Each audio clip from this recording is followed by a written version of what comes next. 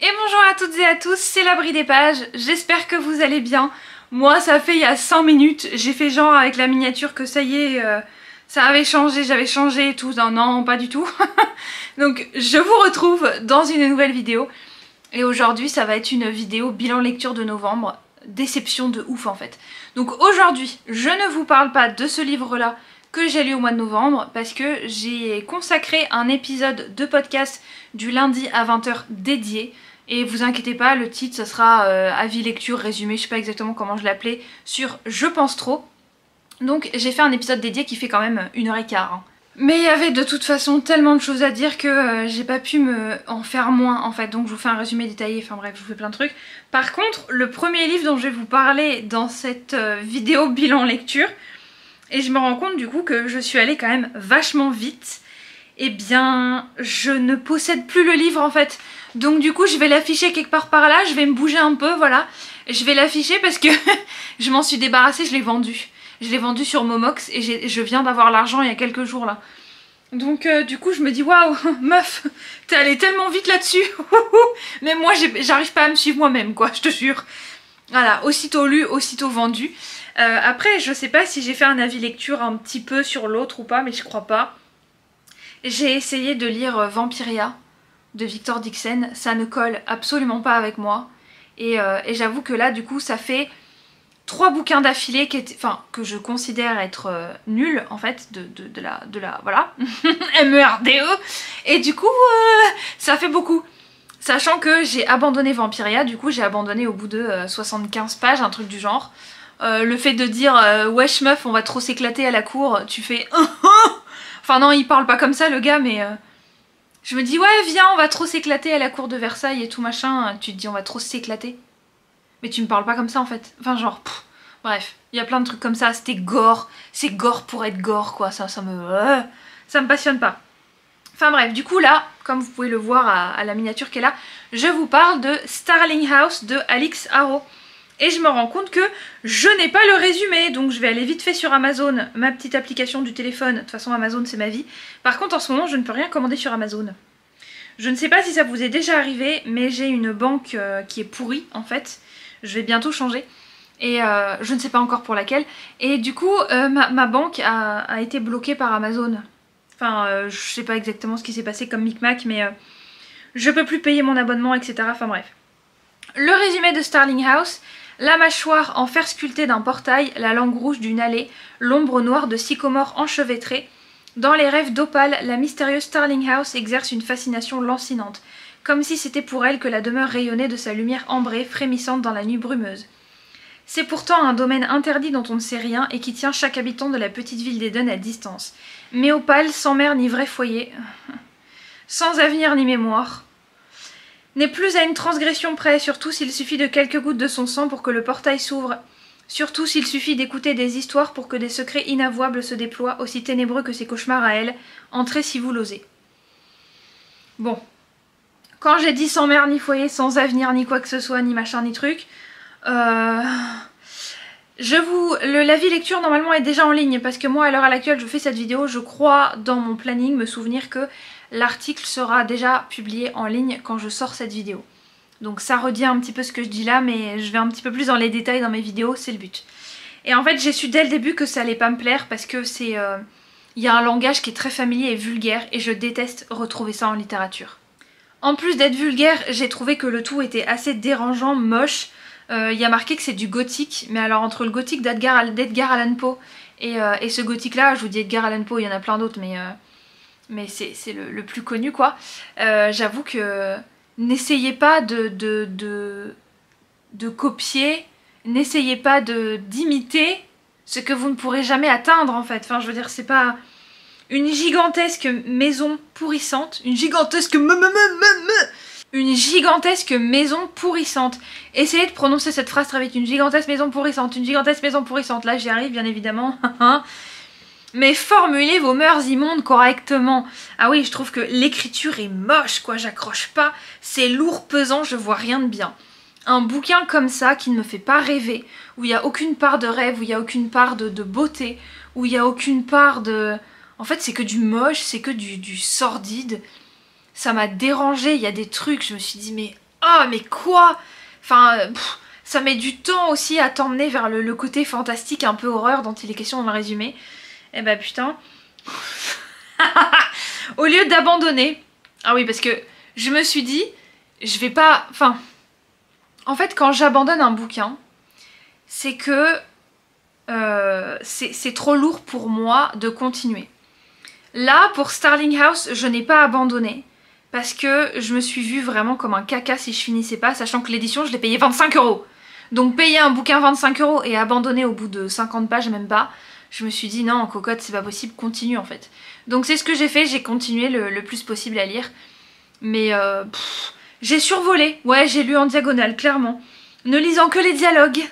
Et puis vous avez aussi des extraits en italique de textes, de lettres, d'articles de journaux, etc. J'ai lu que ça avec les dialogues. Le reste, on s'en fout, mais genre vraiment.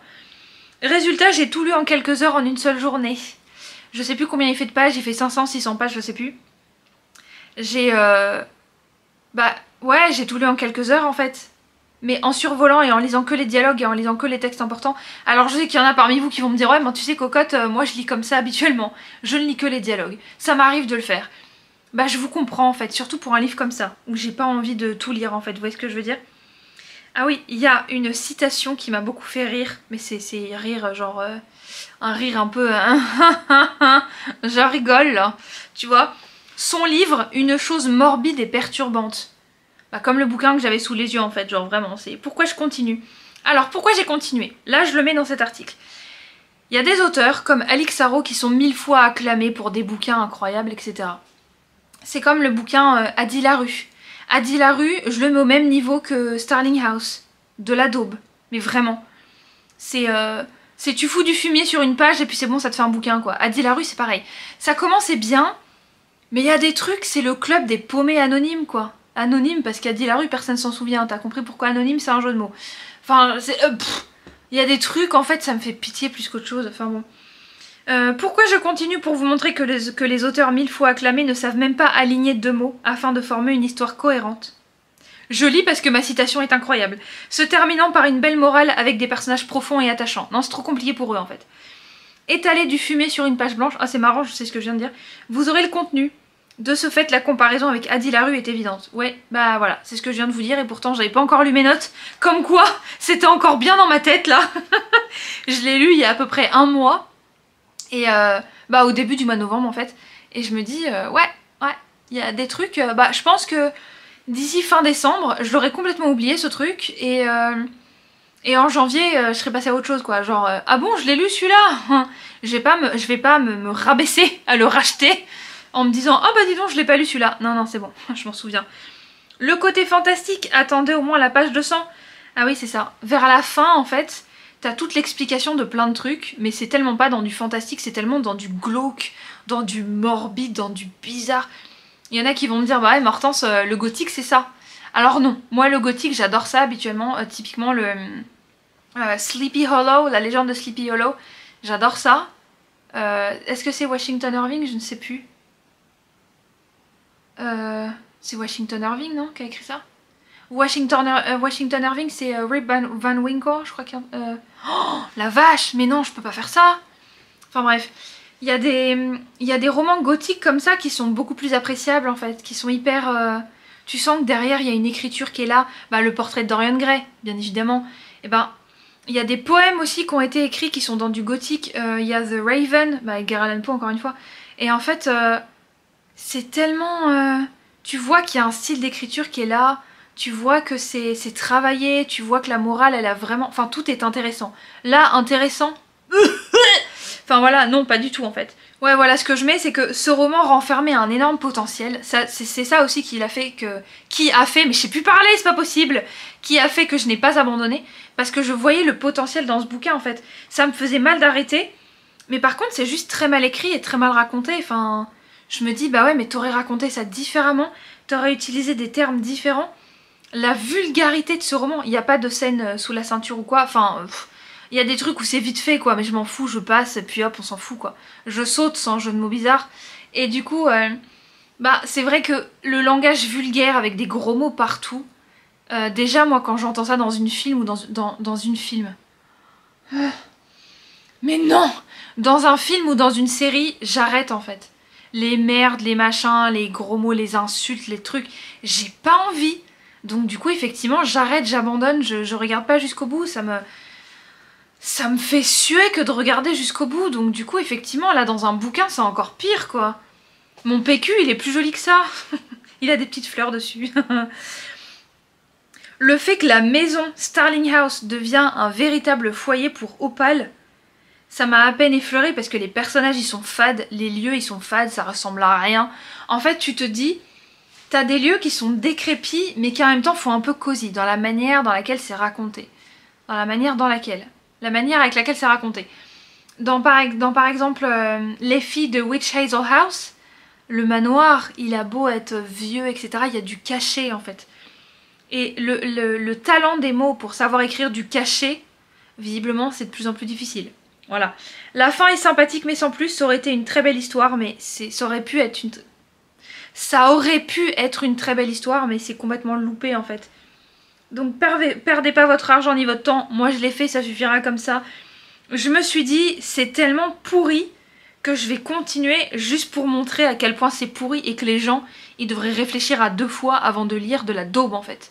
Voilà, enfin, Starling House, il y avait un potentiel. Mais c'est pareil que le 2e roman dont je vais vous parler dans cette vidéo.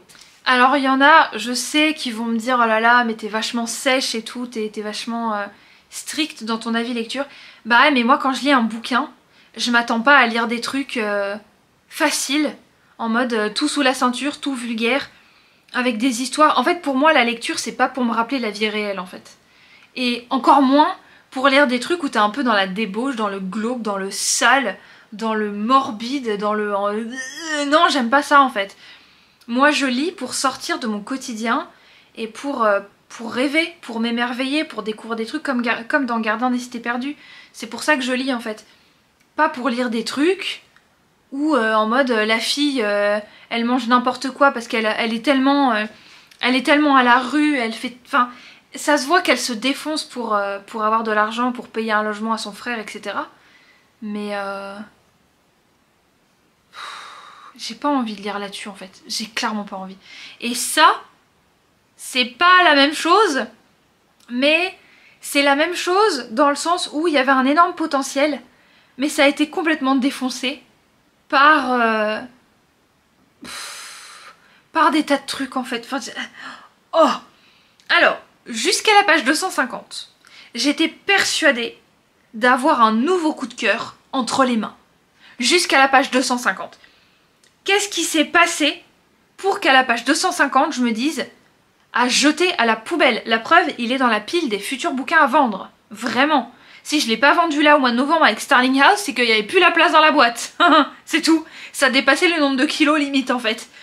Je crois que tu peux pas envoyer plus de 10 kilos. Ah bah... Voilà, à quelques grammes près on l'a dépassé. Donc du coup je me suis dit bon, je peux pas déconner quand même. Londres 1812, Lady Hélène Wrexhall fait son entrée, Wrexhall elle est vraiment sale, enfin non pas elle du coup, fait son entrée dans le monde. Elle rencontre alors le sulfureux Lord Carlstone, sulfureux je vois pas en quoi. Il est membre du club des mauvais jours, une police secrète chargée de combattre des démons qui ont infiltré la société. Lady Hélène acceptera-t-elle de renoncer à ses privilèges et de basculer dans un monde terrifiant? Au secours! Sauvez-moi! Sauvez-moi! Non mais c'est pas possible! Voilà, donc du coup je peux reprendre ce que je disais. À la page 250, ils arrivent dans un parc dans lequel il y avait un bal, une fête, hein, je sais pas quoi. Un petit... une petite gigue! Non, je sais plus exactement. Et en fait... et ben elle du coup c'est là qu'elle va voir les démons pour la première fois. Parce qu'en fait c'est la fille de chasseurs de démons, enfin bref. Et en gros, elle va arriver dans le parc et moi je me dis waouh trop bien, j'avais hâte et tout parce qu'on voit les démons. Déjà, on te met le contexte en te disant que cette partie-là du parc, c'est comme le bois de Boulogne en fait. Vous voyez ce que je veux dire? Donc avec des petites nénettes qui sont ouh bonjour mon mignon, je ne demande pas cher. Vous voyez ce que je veux dire? Voilà. Et donc du coup je me suis dit ouais c'est pas grave, on t'utilise un contexte, voilà, c'est du voyeurisme à 2 balles comme d'hab. Il y a des gens qui sont en chien, qui veulent voir des petites nénettes faire le trottoir et avoir un rôle hyper important. Et bah c'est le cas, parce qu'en fait, on vous introduit les démons. Déjà, ça ne s'appelle pas les démons, ça s'appelle les abuseurs. Abuseurs. Abuseurs. Ils abusent. Voilà.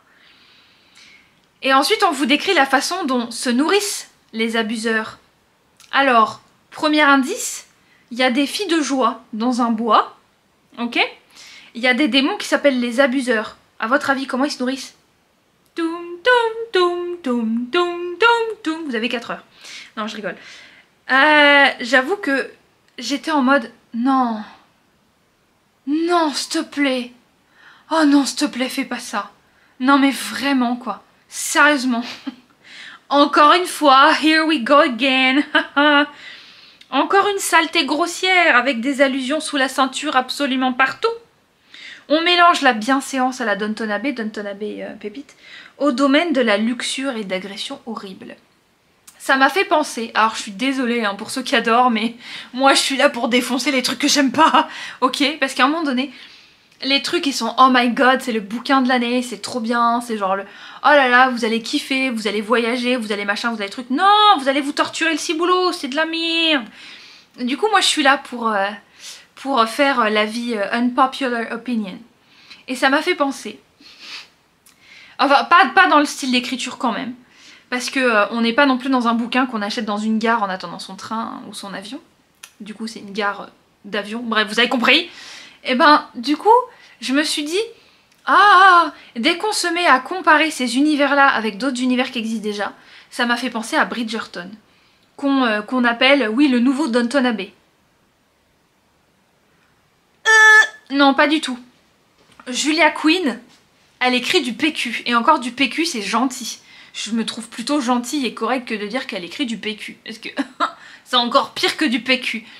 Je veux dire, l'engrais que tu mets dans les champs pour faire pousser les plantes, c'est déjà plus utile que les bouquins qu'elle écrit, la Julia Quinn. Donc voilà, je veux dire, ça sert à rien, quoi. Donc comparer ça en me disant que ah oui, comment ça, Jane Austen ou je sais pas quoi là, ah oui voilà, entre romance à la Jane Austen et fantasy noire. Ah mais Jane Austen, elle va venir te hanter dans ton sommeil ma vieille, non mais c'est pas possible, tu peux pas comparer ça à du Jane Austen en fait. Est-ce que dans des Jane Austen, il y a des abuseurs qui sortent leurs membres obscènes pour se nourrir des petites filles de joie? Bah non. Donc voilà, déjà. Fantasy noire, je veux bien, mais pas à ce point. Tout a dérapé en une seule page. Oh, il y a tellement de jeux de mots qui me viennent en tête avec ce truc-là. Alors, ah oui, alors je sais pas si vous connaissez les uchronies. Bah les uchronies, typiquement, c'est ça. Alors attention, attention. Les uchronies, vous avez aussi... Non, c'est pas là. Ah, vous le voyez pas. Vous avez des très bonnes uchronies, si vous aimez ça, c'est du Pierre Pével. Donc en fait, c'est une base... Alors, j'ai failli dire Victor Dixon, mais j'ai pas aimé non plus. Hein, donc on va pas déraper sur ce sujet-là non plus. Alors que Victor Dixon, en tant qu'auteur, en tant que personnage et tout, j'adore. Il a un charisme incroyable, Victor Dixon. Mais ses bouquins n'en ont aucun. Voilà. Donc du coup... Et du coup, bah, c'est vrai que... Qu'est-ce que je disais? Ah oui, l'Uchronie. Voilà. C'est vrai que l'Uchronie, c'est quelque chose qui part d'un bon sentiment. Parce que ça part d'une vérité historique, et puis ensuite ça va partir en couille totale. Voilà. Et donc dans Pierre Pével, bah, vous avez le Paris des années 1800, ou je sais plus, début 1900, début 1900 et tout. Et vous allez avoir des elfes, des fées, des chats qui parlent, des sorcières, des trucs comme ça, etc. Ok. Avec le palais des fées qui se cache sous Paris, etc. Enfin voilà. L'Uchronie c'est ça. Ça part d'une base historique. Là, Alison Goodman, elle te dit qu'elle est passionnée de régence. Alors déjà, les trucs dont elle parle dans son bouquin, alors je pense qu'effectivement en tant que histoire, elle est quand même calée. Mais elle te sort quand même, et j'ai imaginé les gens qui sont dalleux, qui vont googler, qui vont googler, non c'est pas ça, qui vont googler, ça se dit googler, enfin, qui vont mettre sur Google, les Google, j'ai l'impression que c'est des lunettes, les googlous, le googlou. Donc du coup, ils vont aller mettre sur Google le nom du dessinateur qui a fait des images obscènes. Et il y en a une, ces images obscènes, déjà c'est une fille. Et elle cache ces images de CUL dans une Bible. Et toi tu fais oh, le manque de respect. Non mais s'il vous plaît, c'est pas fini. C'est pas fini le manque de respect parce que là, il y a des passages, je sais pas exactement comment dire les choses. J'ai mon article sous les yeux mais je me dis il y a peut-être une façon encore plus crue de dire les choses, encore plus... knockout bitch. Il y a une façon encore mieux de dire les choses, c'est... Il y a des passages, c'est vrai, c'est une uchronie qui est pas mal, etc. Ok. Mais moi j'ai vu ça comme une insulte en fait. À la fin du bouquin, elle a quand même rajouté un truc, alors vous inquiétez pas, quand j'ai dit ça sur l'histoire de France, etc., j'exagérais, enfin quoique. Moi je me suis sentie insultée, surtout que les rois de France, je trouve que c'est une histoire, une partie de l'histoire de France qui est vraiment passionnante. Et si on n'avait pas eu les rois de France, on n'en serait pas là aujourd'hui. Et si on n'avait pas eu les présidents, on n'en serait pas là non plus aujourd'hui. Voilà. Enfin bon, hein. Voilà, je comprenais ce que vous voulez comprendre. Et là, elle parle de Napoléon Bonaparte. Alors sachez que je suis allée dans une école, dans un lycée d'État, qui a été créé par Napoléon Bonaparte. Ok? Et donc, le fait que la petite... Ah, j'ai envie de l'insulter. J'ai envie de l'insulter, j'ai envie de l'insulter. Elle dit que Bonaparte et Louis XVI sont des démons avides de plaisir. Enfin, c'est moi qui résume ça comme ça, elle dit pas ça comme ça, mais vous comprenez ça? Ce sont des démons avides de plaisir bizarre, donc des abuseurs, quoi, envoyés par Satan. Bonaparte et Louis XVI envoyés par Satan. Non mais c'est une blague en fait, c'est une insulte. Tu peux pas dire ça, tu peux pas dire ça, c'est pas possible. C'est... Bah non, c'est comme si... Bah en fait, oh là là, j'ai plein de trucs qui me viennent en tête, mais je me dis c'est pas politiquement correct, Hortense, fais pas ça. En fait, la façon dont elle décrit les choses, ça me fait penser à des journaux satiriques, voyez? Bah non en fait, c'est pas possible, moi je ne tolère pas ça. Parce que je me dis, l'ouverture d'esprit, le respect, il y en a pas. Enfin, l'ouverture d'esprit, c'est l'ouverture d'autre chose, hein, clairement.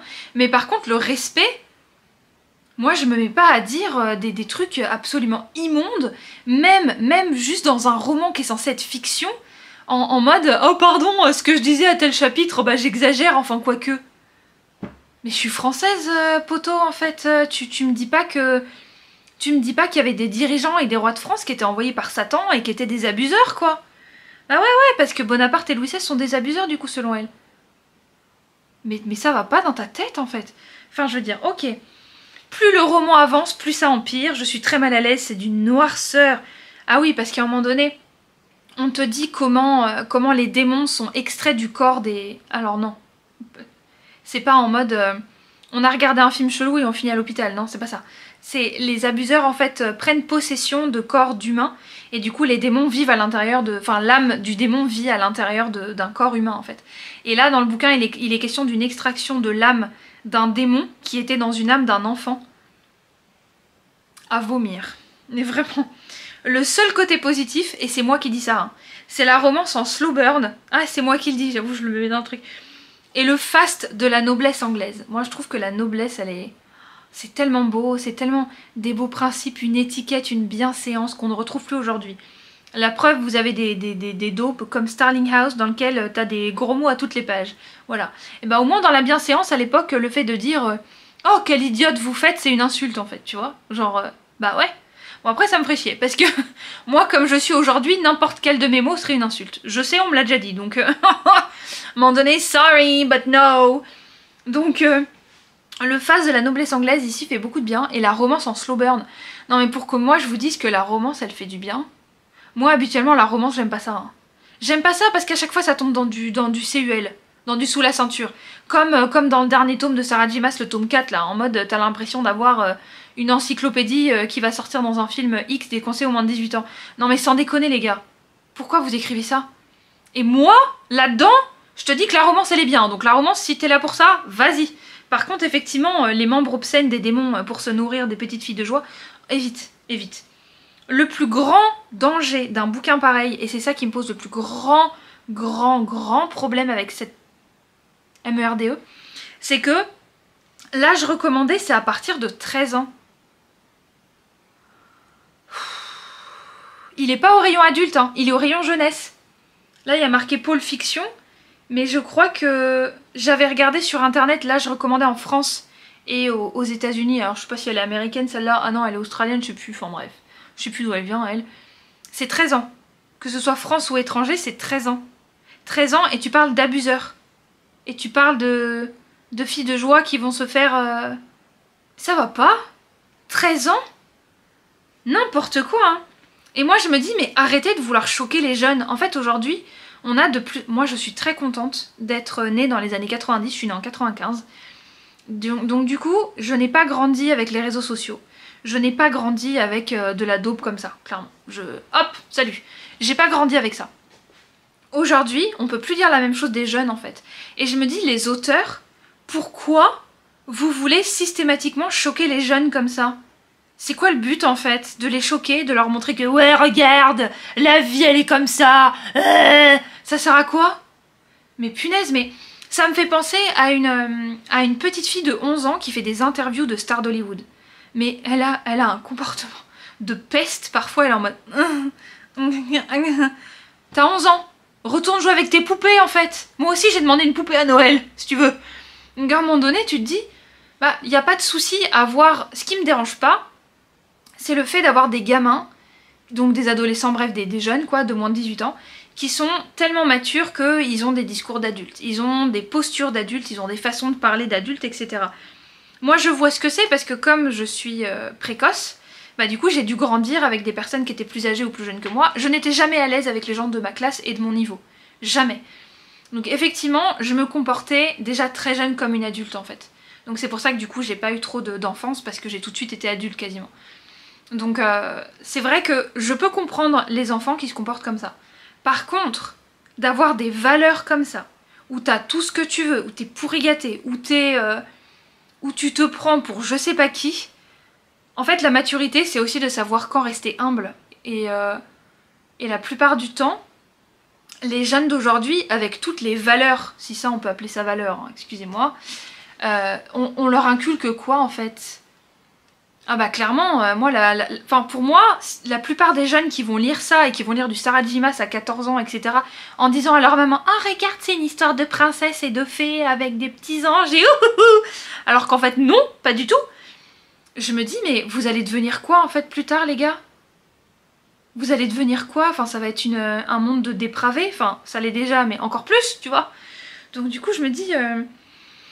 Moi je désespère parce que je me dis que les auteurs actuels ne savent écrire que ça. Un truc obscène, dérangeant, qui va venir te remuer mais tu sais pas trop pourquoi. À un moment donné la vie c'est quand même assez difficile comme ça donc quel besoin de nous mettre des histoires comme ça qui font pas rêver en fait. C'est pour ça que le thriller, le polar, les meurtres, les trucs d'horreur et tout je les lis pas. Parce que ça me fait pas rêver. Ça me fait cauchemarder au contraire, donc voilà quoi. Du coup ce bilan du mois de novembre est assez nul. Je suis hyper déçue, c'est franchement un mauvais mois niveau lecture. La preuve j'ai lu que 3 bouquins parce que quand je lis des histoires comme ça, j'ai tendance à vouloir tout de suite changer, lire autre chose qui va me remonter le moral, qui va me faire voir des belles choses, etc. Surtout en cette période. Parce que là, je sais pas si vous le voyez ou pas, à ma façon de parler, ma façon de me tenir et tout, mais... à ma tronche aussi, mais j'avoue que cette fin d'année 2024, elle me bousille pas mal en fait. Donc après je sais que c'est qu'une question de point de vue, mais je suis crevée, j'en peux plus en fait. Vraiment je suis au bout de ma vie. Je suis dans un état limite dépressif, enfin, c'est abominable. Donc le fait de lire des trucs abominables, j'avoue que ça m'aide pas en fait. Donc du coup j'étais en mode punaise, le premier bouquin c'est nul, le deuxième bouquin c'est nul, le troisième bouquin Vampiria j'ai abandonné. Après j'ai lu Je pense trop, ça m'a fait du bien. Mais je pense que c'est pour ça que j'ai pas réussi à terminer Gardien des Cités Perdues au mois de novembre. Parce qu'il y a tellement de choses à gérer, il y a tellement de choses à faire, il y a tellement de... En fait, je sais pas si vous aussi c'est la même chose, mais quand je suis pas bien, j'ai pas envie de lire. Ça va pas me remonter le moral en fait. Je vais avoir l'esprit qui va partir dans plein de directions. Et le fait de pas me prendre la tête, c'est compliqué. Donc voilà. Bon, c'était pas un bilan lecture de novembre très positif, c'était même tout l'inverse. Je sais que mes façons de parler, mes façons de donner mon avis, etc. peuvent déranger parce que je suis très cash, je suis très honnête et je suis franche en fait. Et je sais que ma franchise peut vous paraître dérangeante parce que ben je suis comme ça en fait. Mais c'est juste que pour moi, le fait d'envoyer des roses à des auteurs qui ne le méritent pas, j'en ai marre en fait. Je ne comprends pas comment on peut aimer des bouquins comme ça. Lady Helen, enfin en fait dans tous les bouquins que j'ai lus dont je vous ai parlé aujourd'hui, dans les 2 bouquins dont je vous ai parlé aujourd'hui, s'il y a des gens qui me disent bah moi j'ai adoré, je peux comprendre parce que la romance et le contexte historique sont super. Dans Starling House, non je comprends pas. Enfin, je peux comprendre qu'il y ait des gens qui ne sont pas dérangés par la noirceur des bouquins. Moi j'ai envie de positif dans ma vie et le négatif en général je fais fuck yourself, tu vois. J'ai tendance à l'éviter le plus possible. Donc du coup c'est pour ça que moi je veux me faire du bien au moral et tout, donc c'est pour ça que dans mes avis lecture je vais droit au but et j'essaye justement d'être un petit peu, j'ai la langue bien pendue, ça c'est sûr. Mais en même temps, je me dis, je fais la différence parce que la plupart des gens vont vous dire ouais, j'ai pas trop aimé, mais bon, pour tel ou tel truc, ils vont pas aller au fond des choses. Moi, je vais au fond des choses au maximum. C'est peut-être parce que je suis comme ça, parce que voilà, les enfants comme moi qui ont été diagnostiqués HPI assez jeunes, on a tendance à avoir la langue bien pendue, on est comme ça en fait, on est franche et notre franchise dérange. D'ailleurs, je crois que elle le dit dans le bouquin Je pense trop, Christelle Petit-Colin.